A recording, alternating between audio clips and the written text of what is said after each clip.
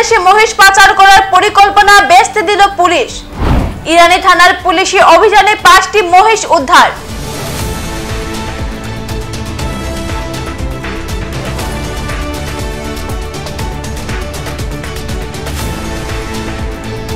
ঊনকোটি জেলার কৈলাসহর মহকুমার অধীনে থাকা ইরানি থানার পুলিশের একের পর এক সাফল্য অব্যাহত। বৃহস্পতিবার বিকেলে ইরানি থানার ওসি গোপন খবরের ভিত্তিতে জানান, ইরানি থানার অন্তর্ভুক্ত হীরাছড়া এডিসি ভিলেজের ডেফাছড়া এলাকার গভীর জঙ্গলের মধ্যে বাংলাদেশে পাচার করার জন্য 5টি মহিষকে লুকিয়ে রাখা রয়েছে। এই খবর পাওয়া মাত্র ইরানি থানার ওসি যতীন্দ্র দাসের নেতৃত্বে পুলিশ অফিসার তরুণী জামাতিয়া এবং বিকাশ দাস সহ বিশাল পুলিশ এবং টিএসআর বাহিনী ডেফাছড়ার জঙ্গলে গিয়ে তল্লাশি শুরু করে। প্রায় দীর্ঘ 3.5 ঘন্টা খোঁজার পর অবশেষে আসে সাফল্য। 5টি মহিষকে পুলিশ সাথে সাথে সিজ করে ইরানি থানায় নিয়ে আসে।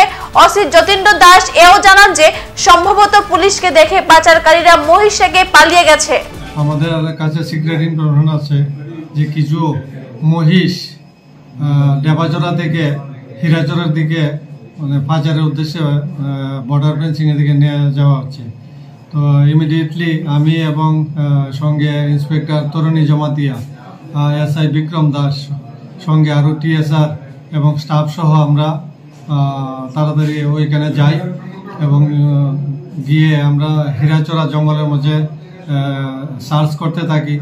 তো অনেক সময় প্রায় 2 ঘন্টা সার্চ করার পর আমরা মানে ডিপ জঙ্গল থেকে, যেটা একদম বর্ডারের কাছে, সেখান থেকে আমরা 5টি ছোট বড় মহিষ আমরা রিকভার করতে পেরেছি।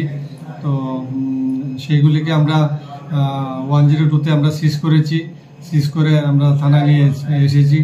তো এইগুলি যদি আমরা সময়মতে ওইখানে গিয়ে মানে রেড না করতাম তাহলে সেগুলি বাংলাদেশে পাচার করে দিত। তো আমরা কাউকে ধরতে পারিনি, জঙ্গল এখানে ডিপ জঙ্গল ছিল, তাই তারা জঙ্গলের সুযোগ নিয়ে তারা পালিয়ে যায়।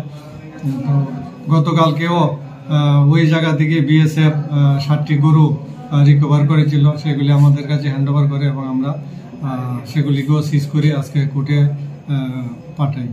তো এইভাবে আমাদের বিএসএফ এবং আমাদের যে অভিযান সেগুলি চলতে থাকবে, যাতে বাংলাদেশে কোনো ধরনের গরু চিনি এগুলিকে আমরা পাচার করতে দেব না।